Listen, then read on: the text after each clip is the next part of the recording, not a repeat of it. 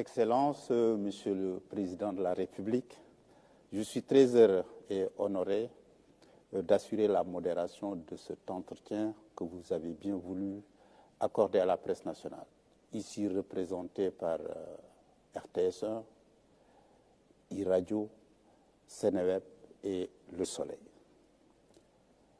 Monsieur le Président, Excellences, nous sommes à 4 jours du 25 février 2024 et les Sénégalais ne voteront pas ce jour. Les motifs, pour faire court, dès la validation des parrainages par le Conseil constitutionnel, on a noté une série de contestations de candidats dits spoliés de leur parrainage. Par la suite, le 20 janvier, le Conseil constitutionnel a validé la liste définitive avec 20 candidats. Un candidat invalidé pour fait de binationalité. À la suite de cette invalidation, il y a eu une levée de bouclier et des accusations contre le Conseil constitutionnel. Une commission d'enquête parlementaire mise sur pied pour élucider ces questions.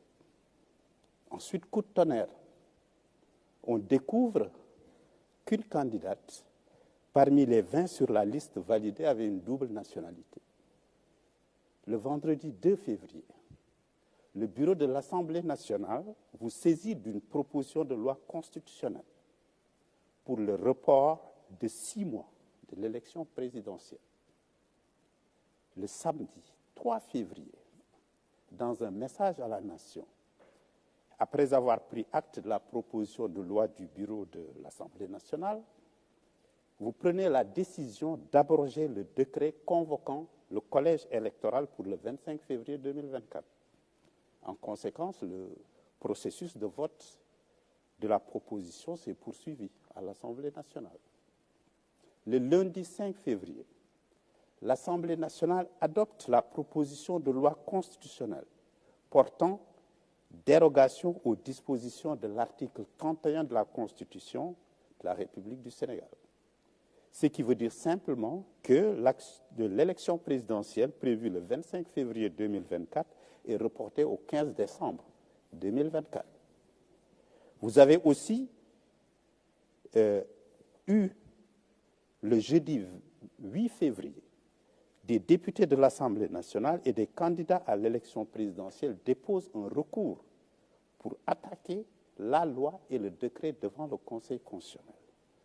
Le jeudi 15 février, Excellence, le Conseil constitutionnel décide que la loi votée était anticonstitutionnelle et a annulé en même temps le décret abrogeant celui convoquant le corps électoral. Enfin, dans ses considérations, le Conseil constitutionnel a constaté que l'élection présidentielle ne pouvait se tenir à la date initialement prévue et a invité les autorités compétentes à l'organiser dans les meilleurs délais. Le vendredi 16 février, un communiqué de la présidence de la République mentionne votre engagement, je cite, à faire pleinement exécuter la décision du Conseil constitutionnel. Aujourd'hui, les Sénégalais sont dans l'attente de la suite des événements, notamment la nouvelle date de l'élection présidentielle. Vous avez aussi annoncé des concertations avec les forces vives de la nation. Votre mandat court jusqu'au 2 avril.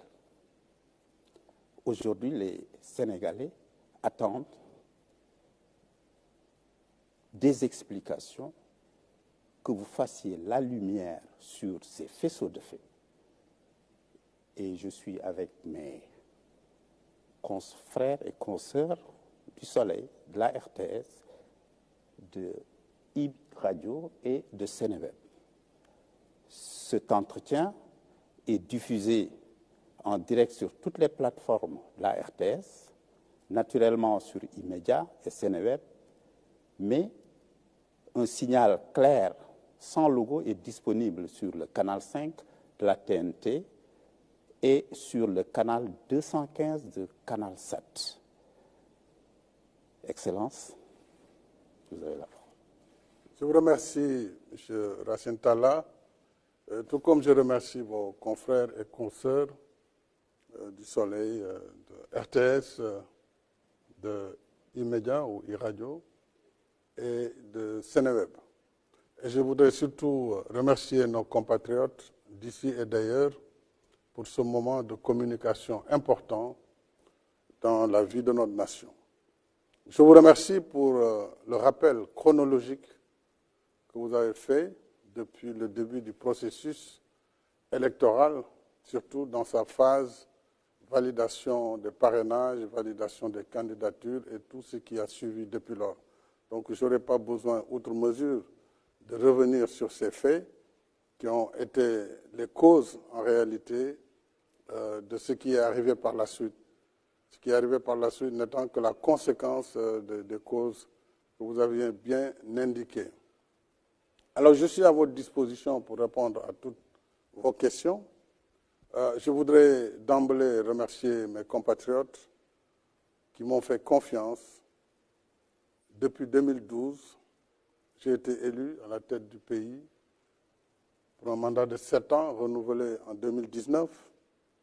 J'ai prêté serment, en effet, le 2 avril 2019, ce qui fait que le 2 avril 2024 sera le terme de mon mandat à la tête du pays et la fin de ma relation de contrat avec le peuple sénégalais en tant que président de la République. Je voudrais que ce débat soit clairement tranché. C'est un débat qui n'aurait pas eu lieu d'ailleurs, qui n'a pas lieu d'être, mais comme malheureusement dans notre pays, tout le monde est expert en tout, et qu'on a voulu non seulement me faire un procès sur des intentions de faire un troisième mandat. Ce troisième mandat, on a vu que je n'en étais pas candidat. On a dit que je voulais rester à la tête du pays et je dis ici très clairement et très nettement que le 2 avril, ma mission se termine à la tête du Sénégal. Au moins, il faut que cela soit très clairement étayé. Maintenant, le reste du débat, nous pourrons revenir aux besoins sur les différentes étapes par rapport à l'ensemble des aspects que vous venez d'évoquer. Merci, Monsieur le Président de la République. Donc, je demanderai donc à mes confrères et consoeurs de bien vouloir leur poser leurs questions. Madame Mariama, et chacun déclinera son identité et l'identité de son organe de presse. Bonsoir, Monsieur le Président de la République. Bonsoir. Je suis Mariama Dramé, journaliste présentatrice à la RTS. Alors, Son Excellence, je pense que vous m'avez marché sur la langue. Vous avez à peu près répondu à ma première question, vu que la date du 2 avril, tout le pays reste suspendu à cette échéance. Cette date correspond à la fin de votre mandat, vous l'avez dit, à la tête du Sénégal. Que comptez-vous faire à l'expiration de ce délai? Ensuite, Monsieur le Président, quelle serait la date que vous préconisez pour la tenue de l'élection présidentielle? Alors, comme je vous l'ai dit, ayant prêté serment le 2 avril 2019, le 2 avril 2024, boucle les 5 années calendaires. Donc, c'est la fin du mandat. Et moi, je compte m'en arrêter à ce mandat. Et je compte donc, après le 2 avril, quitter mes fonctions de président de la République. Maintenant, il est clair que le pays ne peut pas rester sans président de la République. Ça, le dialogue qui vient devra certainement trancher ou proposer, si un consensus peut être obtenu sur la suite, c'est souhaitable, je le souhaite. Je souhaite que les acteurs qui doivent se réunir autour de moi pour regarder l'intérêt supérieur de la nation dans ce contexte bien particulier puissent regarder ce qui et comment nous le allons enjamber. Mais ça, j'écouterai ce que le dialogue dira et après le dialogue, certainement, le Conseil constitutionnel pourrait être amené aussi à clarifier. Puisqu'en réalité, n'eût été le débat ambiant, la Constitution a réglé cette question. Mais comme tout le monde n'est pas d'accord là-dessus, sur l'article 36.2, il appartiendra en dernier ressort au Conseil, après toutes les interprétations, de dire voilà ce qui doit être fait et tout le monde devra s'accorder sur cela. Mais en ce qui me concerne, encore une fois, il n'a jamais été question de dépasser le terme de mon mandat constitutionnel, malgré les procès d'intention.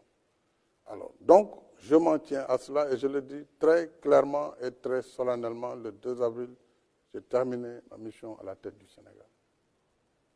La suite, on verra comment... Pour ce qui est de la date, on verra avec le dialogue, qu'est-ce que le dialogue proposera. Monsieur le Président, Alassane Samba Diop de Média. Quand est-ce que la date de l'élection présidentielle va se tenir?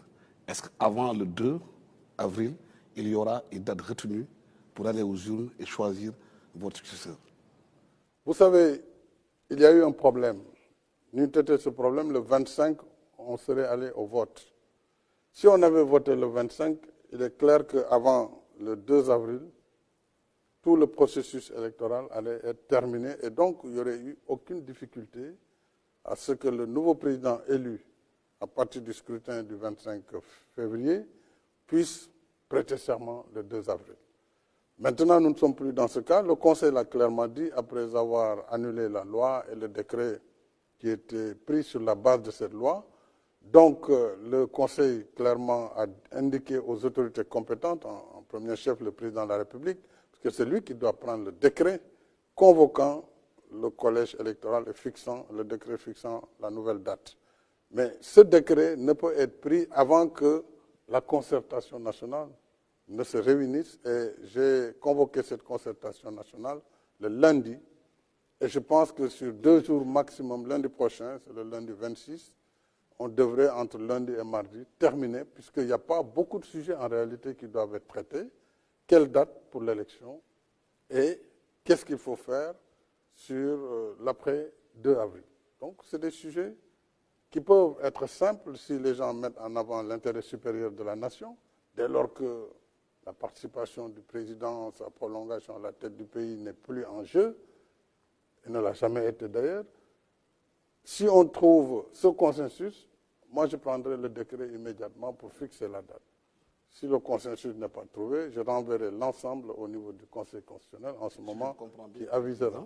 Si je comprends bien, le 2 avril, vous allez passer le pouvoir à votre successeur si la date a été retenue pour les élections présidentielles, pour la présidentielle. Il ne peut y avoir de successeur tant qu'il n'y a pas d'élection. Clairement, il faut qu'il y ait une élection, que le processus électoral arrive à terme et qu'on élise un président de la République, qu'il entre en fonction, c'est-à-dire qu'il prête serment devant le Conseil constitutionnel. En ce moment, il fait la passation.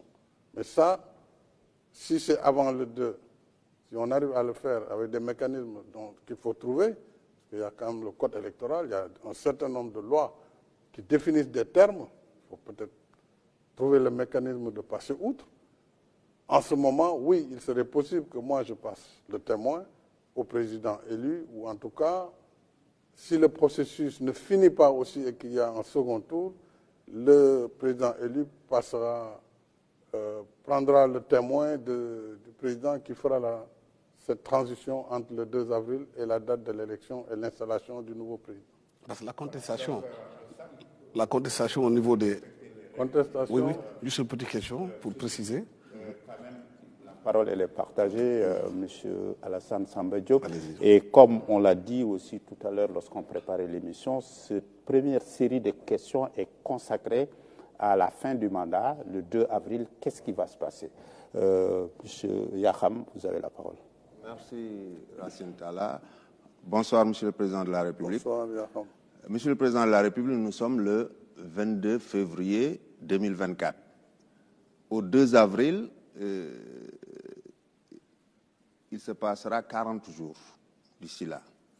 Est-ce que pensez-vous, croyez-vous qu'il soit possible qu'en 40 jours, qu'on puisse organiser un dialogue, s'accorder sur quand et comment tenir la présidentielle, pour qu'au lendemain du 2 avril, c'est-à-dire le 3 avril, qu'il n'y ait pas un vide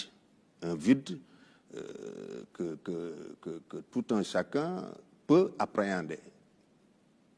Vous savez, en ce moment précis, il ne m'appartient pas de dire voilà la date tant que les forces vives. Et parmi ces forces vives, vous avez les candidats. Il y a plusieurs types de candidats. Nous avons la série des candidats déjà validés, dans le processus antérieur, la série des candidats dits spoliés de leur parrainage qui ne sont pas d'accord et d'autres qui ont été éliminés. Ça, ce sont les premiers acteurs.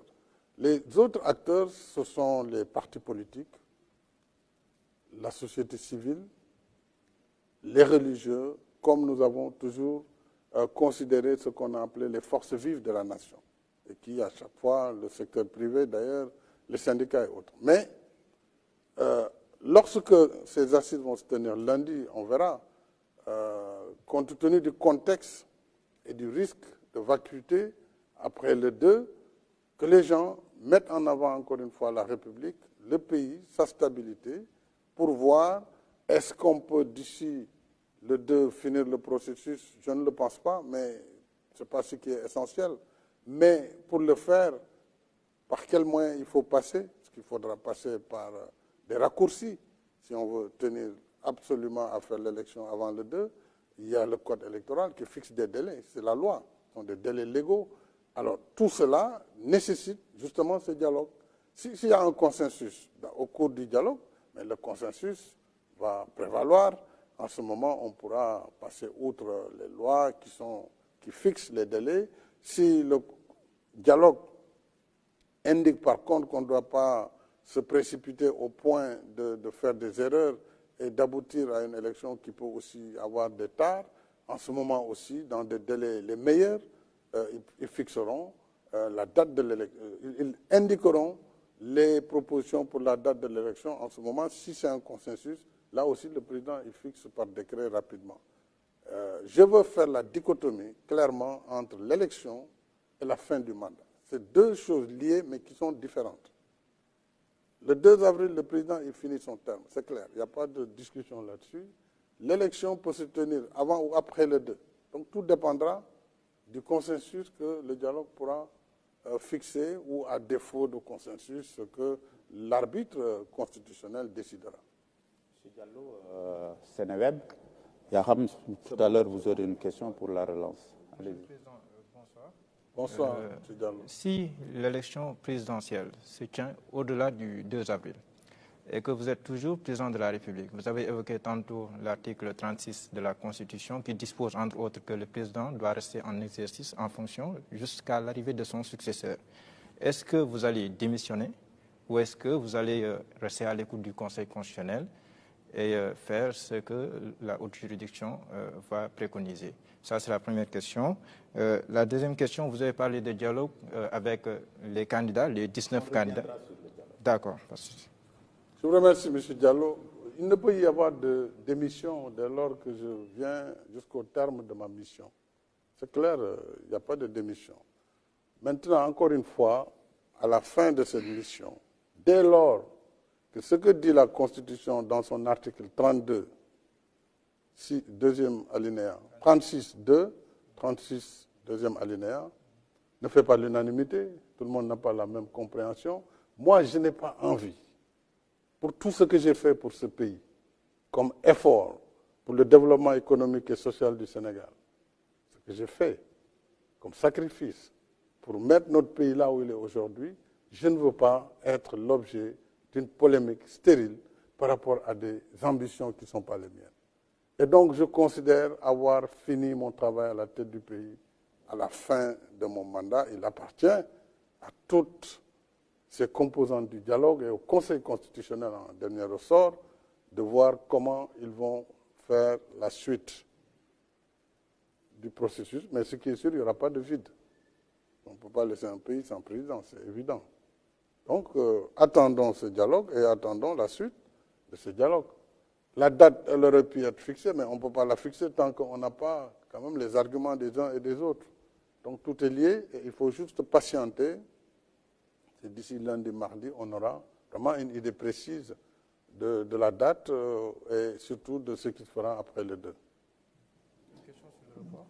Oui, moi je pense que c'est suffisamment clair, mais je vous laisse une petite relance. Le Président, vous aviez pris la décision d'abroger le décret convoquant le corps électoral le 25 février, à l'origine des soupçons de corruption. Mais au même moment, vous avez renouvelé votre confiance au Premier ministre Amadou Ba Par ailleurs, le candidat de Benno Bokk Yakaar, des accusations de corruption, vous abrogez le décret convoquant le corps électoral, mais vous renouvelez en même temps votre confiance au Premier ministre qui est aussi accusé par le groupe parlementaire Liberté, Démocratie et Changement. Il y a deux choses dans votre question. Vous dites des accusations. Une accusation ne veut pas dire qu'il y a un coupable. Il faut qu'il y a la présomption d'innocence. Ensuite, le report n'est pas dû à ces accusations. Le report est dû à la deuxième proposition de loi qui est venue de l'Assemblée nationale pour informer le président de la République qu'une procédure est en cours au Parlement pour décaler la date de l'élection. D'ailleurs, si vous regardez bien les motifs, dans la note de présentation du décret portant abrogation, ce décret s'est appuyé sur la saisine de l'Assemblée nationale. Comme l'Assemblée est la seule qui vote la loi, elle était déjà en procédure pour voter la loi, on devait s'arrêter, puisqu'il y avait l'imminence du démarrage de la campagne électorale. La preuve, la décision du Conseil constitutionnel est intervenue bien après. Nous serions en plein milieu de la campagne électorale et on allait dire aux gens, on ne peut plus aller aux élections, arrêtez votre campagne. Donc c'est pour éviter ce processus qui démarre sans avoir la certitude de nous mener au scrutin du 25 février que j'ai abrogé le décret convoquant les électeurs pour le 25 février. Alors, donc la question de la confiance ou de la présomption d'innocence, ça n'a rien à voir avec le décret qui a été pris. Donc ça, c'est un volet politique qu'il faut séparer de cette question institutionnelle. Merci, Président. Mariama Dramé, Alors, Monsieur le Président, vous parliez tantôt de dialogue. Est-ce qu'on va voir les contours de ces concertations? Qui va y participer? Est-ce que ces acteurs ont donné leurs accords? Oui, le dialogue en premier chef, je vous ai dit, c'est d'abord les acteurs politiques, parce que c'est un dialogue politique, et à travers les acteurs politiques, vous avez les candidats qui ont été dans ce processus, tous les candidats, et les candidats qui en dernier ressort ont été validés, mais également les autres qui sont des candidats, il faut tenir compte aussi de leur avis, ne pas les négliger ni les mépriser. Il y a comme acteurs les partis politiques, la majorité, l'opposition, les non-alignés et aussi la société civile qui est un acteur vivant de la scène politique sénégalaise et les forces vives. Donc, comme nous l'avons fait, ce n'est pas la première fois qu'on tient un dialogue. D'ailleurs, il y a quelques mois, nous avons fini les conclusions d'un dialogue antérieur. Il me semble que les candidats ont exprimé la volonté de répondre à ce dialogue et de répondre au président de la République, tous les types de candidats. Et il y a également les partis politiques qui sont, à mon avis, prêts à venir discuter, parce qu'il faut bien qu'on discute. Parce qu'aujourd'hui, c'est le seul dialogue qui peut nous permettre de dépasser cette situation. Donc on peut dire aujourd'hui que tous les candidats acceptent de venir dialoguer? Oui, à ma connaissance, oui. Je ne connais pas de candidat qui refuse le dialogue. Il y en a un en prison. Oui. Est-ce que des dispositions sont prises pour qu'il puisse être libre et participer au dialogue? Dans le cadre du dialogue et de l'apaisement que j'ai souhaité, j'ai indiqué ces derniers temps à mon gouvernement la nécessité de prendre des dispositions pour faciliter la libération d'un certain nombre de détenus et aller même au-delà, puisque le pays aujourd'hui a besoin de pardon, le pays a besoin de réconciliation, le pays a besoin de traverser cette période dans la paix et la stabilité. Parce qu'au-delà de l'élection qui va passer très bientôt, nous avons besoin de voir notre pays poursuivre sa trajectoire d'émergence pour le bénéfice de nos populations. Donc on ne peut pas faire une émergence sans la paix et la stabilité. Et nous connaissons l'environnement sous-régional, nous connaissons l'environnement international, donc il faut que nous créions les conditions de la paix. C'est pourquoi nous allons prendre des dispositions pour arriver à ce pardon, y compris par toutes les voies de droit que cela devra permettre de faire. Le candidat aussi même avant ces lois, peut bénéficier parfaitement d'une liberté provisoire pour répondre, en tout cas, à l'appel du dialogue. Ça montre que là, on va entrer dans la deuxième phase, Alassane. On va retrouver l'orthodoxie quand même des règles du jeu, s'il vous plaît, Alassane. Donc, on aborde la deuxième question liée au dialogue, parce que déjà, chacun d'entre vous l'a abordé. Et je donne la parole à Yaham, c'est ça qu'on avait retenu ensemble. Et après, je vous donne la parole, Alassane. Monsieur le Président, parlant de dialogue, vous avez réaffirmé votre volonté d'y aller à nouveau. Et parlant de libération, est-ce qu'on peut penser que ceux qui seront libérés, il ne s'agira que de candidats dans les liens de la détention pour autre chose que des faits politiques, ou bien de potentiels candidats ou des candidats ou d'autres figures politiques qui sont dans les liens de la prévention à ce jour? Vous savez, j'ai toujours dit que j'appelle à un dialogue inclusif.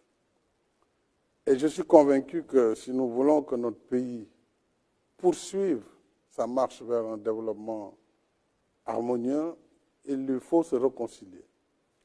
Quels que soient par ailleurs les délits ou les crimes qui ont poussé les uns ou les autres à répondre devant la justice, à un moment donné, le pays doit pouvoir enjamber, faire preuve de pardon et de réconciliation. Et dans cette perspective-là, oui, il ne faut écarter aucune personne.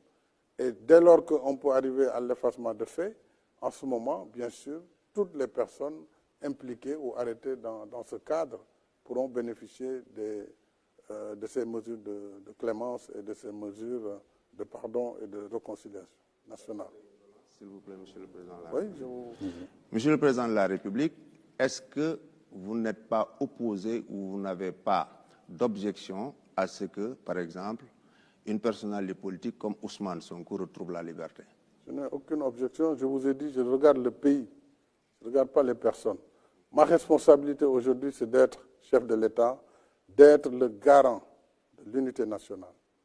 Au-delà des diversités politiques, des positions politiques ou politiciennes, il y a ce ciment sur lequel je dois veiller, le ciment de l'unité nationale, de l'intégrité du territoire national. Ça, c'est de ma responsabilité première. Si nous devons passer par une loi, et ce n'est pas la première fois au Sénégal, il y a eu plusieurs fois des lois d'amnistie, à chaque fois que des problèmes graves se sont passés, dans notre pays, il y a eu à un moment donné un moment de pardon et de réconciliation. Oui, si ça doit permettre d'éviter ce que nous vivons aujourd'hui. On nous apprend ça et là, chaque fois qu'il y a des manifestations, des morts, des jeunes qui perdent la vie. Nous devons éviter cela, préserver les vies humaines. Une seule vie préservée aujourd'hui vaut ses sacrifices. Donc il faut que chacun de nous s'élève au-delà des positions partisanes pour ne regarder que le Sénégal et son avenir, sa stabilité, sa sécurité. Oui, pour cela, je suis prêt à aller aussi loin pour que tous bénéficient de ce pardon et que le Sénégal aille vers ces élections de manière apaisée. Et que le meilleur gagne, parce que ce sera le choix souverain du peuple sénégalais. Alassane, Monsieur le Président, vous avez eu des discussions directes avec Ousmane Sonko ou bien par personne interposée pour parler de dialogue. Avant de parler de dialogue, il y a certainement des médiateurs qui ont dit qu'ils étaient là pour que vous remettiez le fil du dialogue avec M. Ousmane Sonko. Vous savez, dans ma démarche de tout le temps, j'ai mis en avant la discrétion et tout ce qui peut aider à avancer. Il y a eu des personnes qui récemment sont de bonne volonté, je salue leur bonne volonté, ont voulu effectivement travailler à faire le go-between, travailler pour qu'il y ait une réconciliation. Mais ma volonté est antérieure à toutes ces démarches. Elle est antérieure à toutes ces démarches. Et déjà, lorsque je disais, après la prise de position de certains candidats qui n'étaient pas du tout d'accord sur la manière dont leurs parrainages ont été annulés, j'avais déjà indiqué qu'il nous faut aller vers l'ouverture, il nous faut aller vers l'inclusion, il nous faut aller vers la paix. Donc cet apaisement est antérieur à toutes ces démarches. Donc c'est quelque chose de constant et cela devrait permettre des prises de contact qui peuvent être directes, indirectes. Ils ne peuvent être d'ailleurs qu'indirectes parce que cela a permis en tout cas de pousser vers la direction qui est celle que je voulais imprimer, qui est celle du pardon et de la réconciliation. Mariama? Alors, Monsieur le Président, vous avez tantôt parlé d'effacement de faits. Qu'entendez-vous par effacement de faits, ces mesures de grâce ou amnistie? Oui, vous savez, la grâce et l'amnistie sont deux choses différentes parfois qui se ressemblent mais qui sont très différentes. Notre Constitution consacre en son article 47 que le président de la République a le droit de faire grâce. Chaque année, je gracie près de 2000 personnes qui sortent des liens de la prison, de la prévention. Et ça, c'est le droit de grâce, mais la grâce ne peut être donnée qu'à la fin du processus judiciaire. Il faut que tout le processus judiciaire soit terminé et que la chose soit bien jugée pour que le président prenne grâce et permette à la personne condamnée de sortir de prison, etc. L'amnistie, elle est obtenue par une loi. Donc c'est l'Assemblée nationale qui vote l'amnistie, ce n'est pas le président de la République. Le président peut exprimer une volonté, faire un projet de loi qui va à l'Assemblée. Ce sont les députés qui votent l'amnistie. Et l'amnistie ne s'adresse pas aux personnes, même si des personnes en bénéficient. L'amnistie s'adresse aux faits et efface les faits. Pour dire, nous voulons oublier. Nous voulons oublier, c'est pénible, mais il nous faut aller de l'avant. Quand vous voyez les crimes dans la Seconde Guerre mondiale, après plus de 80 millions de morts, il a fallu à un moment donné que les acteurs décident de tourner la page, malgré ce nombre de morts important, pour se donner la main, travailler dans la collaboration, dans le partenariat, dans la coopération, pour justement construire une paix durable. C'est un peu ce que l'on veut faire ici, créer les conditions d'un apaisement, d'une réconciliation et d'élections transparentes, libres et démocratiques. Et c'est ça qui va permettre d'assurer la suite vers un Sénégal de stabilité et de paix. Donc on peut espérer une liberté provisoire pour Diomaye Faye ou encore Ousmane Sonko? Oui, tout dépend de leurs avocats. Et ça, c'est les procédures judiciaires dans lesquelles je n'interfère pas. Mais il y a des procédures entre le juge d'instruction, les avocats du détenu. Et ça, ils savent très bien comment ça se passe. Le procureur qui est sous votre tutelle? Non, oui, le procureur peut donner un avis parce que selon les chefs d'accusation, s'il ne donne pas un avis, bien sûr, pour certains chefs d'accusation, le juge d'instruction est lié. Dans ces conditions, si c'est la volonté du président de la République, le procureur pourra donner son accord. D'accord. Monsieur le Président, on a vu aussi une certaine réaction de la communauté internationale, des communiqués quasi journaliers sur la situation politique du pays. Comment vous accueillez, je rappelle, tous qui viennent et qui reviennent? Je l'accueille avec beaucoup de peine parce que je ne peux pas comprendre que des partenaires qui sont avec le Sénégal, qui en principe travaillent avec nous sur les mêmes principes, lorsqu'il se passe quelque chose dans notre pays, et tous les pays peuvent avoir des difficultés conjoncturelles, ils doivent d'abord venir à la source, voir ce qui se passe exactement, au lieu de se suffire de commentaires qui condamnent de façon péremptoire, parfois de façon très violente, le président de la République, le Sénégal. Ça m'a fait de la peine, parce qu'au Sénégal, jusqu'au moment où je vous parle, une seule loi n'a pas été violée. Personne ne peut dire que le président de la République, en abrogeant le décret, n'était pas dans son droit. Là, le Conseil a dit ce décret était adossé à une loi qui elle-même est annulée. À partir de ce moment, le Conseil joue son rôle. Donc, nous sommes dans le dialogue des institutions. Le Sénégal est un véritable État de droit. L'Assemblée nationale a eu son temps, a joué sa partition. C'est la seule qui doit voter les lois. Elle l'a voté. Le Conseil constitutionnel est le seul juge des lois constitutionnelles. Il a joué sa partition. Le président de la République, en tant que chef de l'exécutif, a pris acte et a décidé de mettre en œuvre les décisions du Conseil. C'est ça l'état de droit. Donc pourquoi toute cette levée de bouclier? toute cette campagne de presse qui est aux antipodes de ma pratique de démocrate depuis que je suis à la tête du pays. Moi, je suis venu en gagnant des élections. Je viens de l'opposition. C'est moi qui ai proposé la réforme pour fixer définitivement la limitation des mandats et la durée du mandat du président de la République. Quand j'ai été élu, le mandat était de 7 ans. C'est moi qui ai proposé un référendum pour le ramener définitivement à 5 ans renouvelables une fois. J'ai refusé d'être tenté par un 3e mandat. J'ai été très clair. Je l'ai dit le 3 juillet. Je l'ai répété le 3 février 2024. Pourquoi on veut dire et faire dire avec des moyens importants de la presse internationale que le président de la République veut s'agripper au pouvoir. Mais si c'était ma volonté, j'aurais été candidat. C'est tellement plus simple. Je renonce à tout cela. Je construis mon pays avec tous les Sénégalais. Je ne mérite pas cette campagne internationale et je la dénonce de façon vigoureuse. Parce que moi, je suis un homme libre. Je suis un homme libre, je suis un Sénégalais, je suis un Africain. Et je suis un démocrate. Je n'ai violé aucune règle pour aujourd'hui me retrouver dans cette campagne nauséabonde qui est entretenue pour créer la tension et la déstabilisation de mon pays. Donc je dénonce ce fait. Donc, Monsieur le Président de la République, au-delà de tout ce que vous venez de dire, en décidant d'arrêter le processus électoral, est-ce qu'on peut dire que vous avez évité le pire pour notre pays, le Sénégal? Je suis convaincu que si nous avions continué en fermant les yeux sur ce qui était en train de se faire, nous pourrions le regretter. Dieu seul sait et l'histoire pourra nous juger par rapport à ce qui s'est passé et par rapport aux actes qui ont été posés. Moi, je l'ai fait au détriment de ma réputation.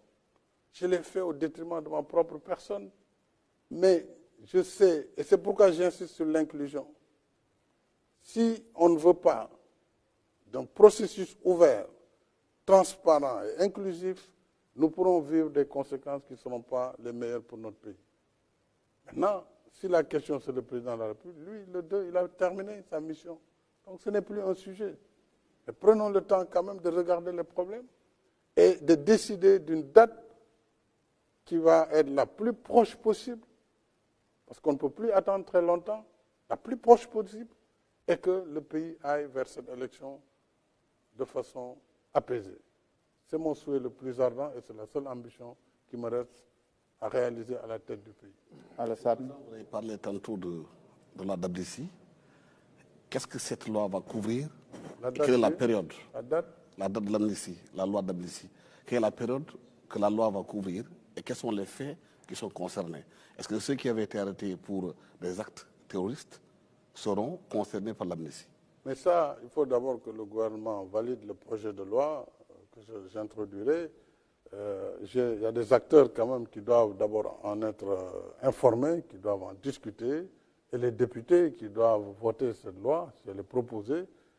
Pour le moment, on en est là.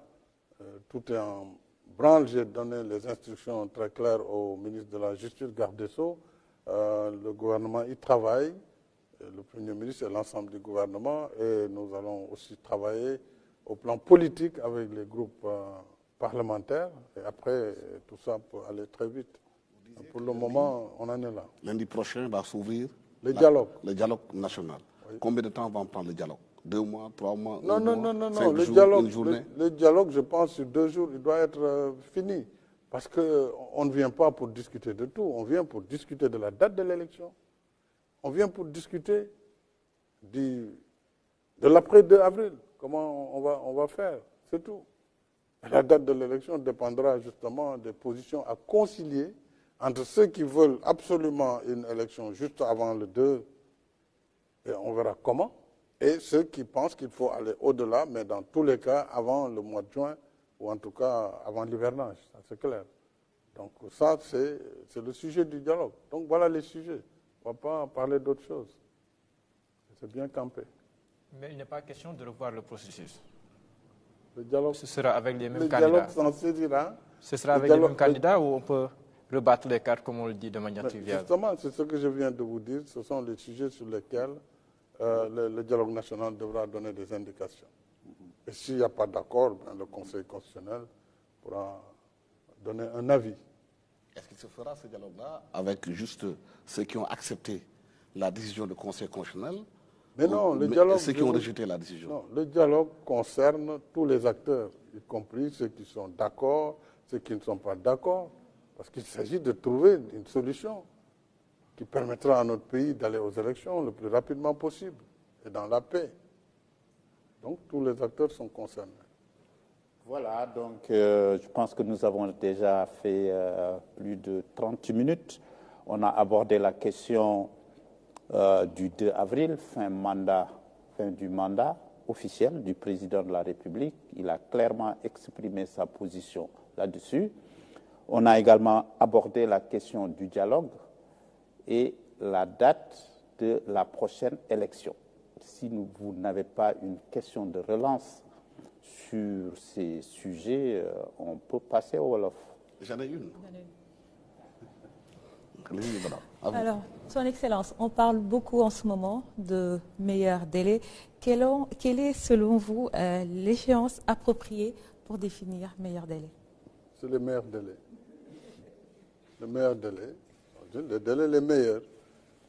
C'est ce qui peut être fait. C'est pourquoi je dis l'urgence est là, tout le monde le sait, tout le monde le voit. Il faut tout faire pour qu'on ne soit pas dans une incertitude. En fait, c'est ça. Il faut qu'au sortir du dialogue, mardi, qu'on ait une date. Le plus rapidement possible. Voilà, c'est ça. On peut le dire le plus rapidement possible, le meilleur délai. Bon, donc ça, c'est du français, chacun comprend comme il peut. J'ai juste deux petites relances, Monsieur le Président. Oui.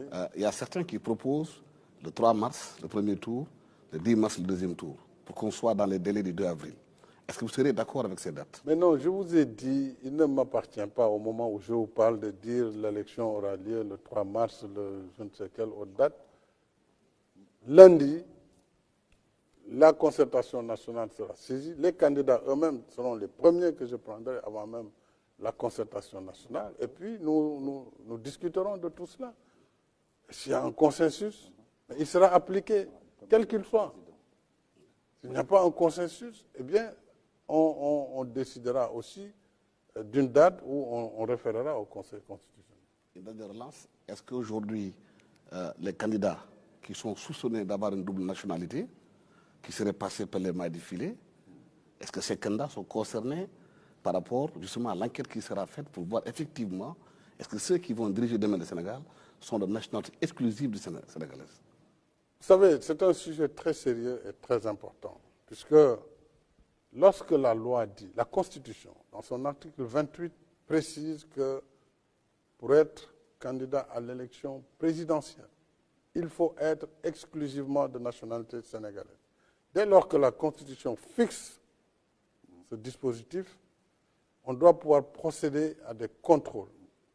Il est vrai que ce n'est pas facile, puisque d'emblée, on peut voir que le monde est constitué de plus de 193 pays ou États, mais je pense qu'on doit pouvoir régler cette question parce qu'il serait catastrophique si, d'ici l'élection, on découvre encore des candidats qui sont des binationaux. Ou alors que ceux qui sont dans ce cas puissent, pour des raisons personnelles, déjà démissionner et éviter au pays encore ce traumatisme. Mais je pense qu'un contrôle devrait quand même être fait pour nous assurer que vraiment les dispositions de la Constitution en ce qui concerne la nationalité exclusive sont vraiment respectées par l'ensemble des candidats. Mais est-ce que cela ne reviendrait pas à remettre en cause la décision du Conseil constitutionnel qui n'est susceptible d'aucune voie de recours? Non, mais le Conseil vient de prendre une nouvelle disposition parce que quand, après sa décision, il apparaît qu'il y a un candidat qui est binational, le Conseil, dès qu'il a reçu la démission de la personne concernée, a fait une décision nouvelle en fixant à nouveau. Donc, s'il y a des choses nouvelles qui vont perturber et entacher la sincérité du scrutin parce qu'une disposition majeure aura été violée, je pense qu'il sera dans son devoir d'aviser et de prendre des décisions. Si vous tombez d'accord avec l'opposition sur la date, le 2 avril, comme vous l'avez dit tantôt au début d'émission, Le dialogue. Le dialogue, c'est là-bas que vous arrêtez votre mandat, ça sera le 2 avril. Si vous partez du Sénégal, qu'est-ce que vous allez faire, Monsieur le Président? Mais ça, c'est devant nous. Pour le moment, le plus urgent, c'est d'aider le Sénégal à aller aux élections. j'ai déjà largement communiqué sur ce que je compte faire. J'ai déjà créé ma fondation, elle est faite, j'ai pris des dispositions de cet été, je vais m'occuper utilement. Donc ça, je pense que... Voilà, donc... Vous êtes installé au Maroc, comme on a dit. Oui, Le président entre a autres, ça a une maison été... au Maroc, a acheté une maison à Marrakech. Oui, peut-être, oui, parce que j'aime bien le Maroc. Très bien. Avant juste de Ah, passer... une toute dernière question. C'est la toute Et dernière. pour boucler le volet français. Alors, Monsieur le Président, au regard de tout ce que vous avez dit, on note votre volonté clairement de créer une condition de stabilité sociale, politique, mais également de paix. Avant de passer à la version Wolof, quel est votre message pour les Sénégalais d'ici et d'ailleurs, mais aussi de la communauté internationale, quand on sait que vous êtes un acteur clé du multilatéralisme? Oui, je voudrais d'abord, encore une fois, rendre hommage au peuple sénégalais qui m'a fait confiance, qui m'a permis, en 12 ans, d'apporter ma contribution dans la construction nationale. M'a permis d'imprimer cette démarche de développement endogène, harmonieux, inclusif. Le plan Sénégal émergent a été mis en place. Il a eu des résultats tangibles. Nous pourrons avoir, après cette période de trouble, plus de temps pour constater quand même ce qui a été très positif, ce qui a été moins, ce qu'il faut améliorer. Et il faut que celui ou celle qui viendra puisse prendre le relais et continuer la marche du pays. Les Sénégalais, je sais qu'ils aiment leur pays, il faut qu'ils fassent tout pour le préserver. Parce que la paix, lorsqu'on la perd, ce n'est pas seulement une question de 5 ans ou de 10 ans. C'est perdu pour très longtemps. Or, ce qui fait notre richesse, c'est d'abord la paix au Sénégal et c'est la concorde. Donc, quelles que soient aujourd'hui les vicissitudes et les débats ambiants, il faut savoir raison garder et ne pas trop déborder pour que nous puissions aller dans la paix et la stabilité aux élections et que le meilleur gagne. Ça, c'est vraiment mon vœu le plus ardent. À nos partenaires du Sénégal, je voudrais encore une fois d'abord les remercier pour l'accompagnement puisque j'ai bénéficié pendant ces 12 dernières années, de leur amitié, de leur coopération, de leur soutien et de leur support. C'est ce qui nous a permis de construire ce qu'on a construit. Sans les facilités, la dette et tout ce qui a été mis en œuvre, y compris les dons parfois, nous n'aurions jamais été à ce niveau de développement. Bien sûr, il y a beaucoup de choses à faire, notamment en matière d'emploi pour les jeunes et autres. Donc je remercie la communauté internationale. Tout à l'heure, j'ai fait une critique, c'est sur la campagne médiatique. Je fais bien la différence entre le partenariat avec les États, tous les États qui travaillent avec le Sénégal. Je les remercie à travers cette émission et je pense qu'ils continueront à donner la même attention au Sénégal. Et j'ai souhaité d'ailleurs lors de la dernière Assemblée générale de l'ONU que mon successeur soit accompagné de la même façon par la communauté internationale. Donc, pour le reste, le Sénégal devra continuer sa marche dans la démocratie, la stabilité et la concorde. Merci, merci, Excellence, Président de la République. Je pense que le message est très clair et on a pu poser toutes les questions. Et même si Alassane, à un moment, a brisé les règles du jeu sont à respecter. Une toute dernière. Une toute dernière, Monsieur le Président. Si le Président le permet. Avec vos permissions, Monsieur le Président, pas le choix. vous avez choisi M. Amadou Ba comme candidat de Benno Bokk Yakaar. Comme Nous candidat sommes de Benno. vraiment le constat. les questions politiques, Oui. Alassane, je ne Oui, souhaite pas, parce que l'heure est grave. Oui, bien sûr. L'heure est très grave. Le pays fait face à une situation inédite. Pour le moment, nous parlons de l'élection. Absolument. Dans un autre cadre, je pourrais vous répondre abondamment sur mon candidat, sur la coalition, sur le volet politique. Là, nous parlons d'un sujet essentiel, la date de l'élection, comment on y va, et l'après 2 avril. C'est ça qui est fondamental aujourd'hui. Pour nous, pour la majorité, pour l'opposition, pour le peuple. Donc nous pouvons vraiment, sur ce plan, nous peut-être arrêter à ce qu'on a convenu et puis venir en langue Wolof, langue nationale Wolof. Merci, Excellence, merci. Continuer le débat.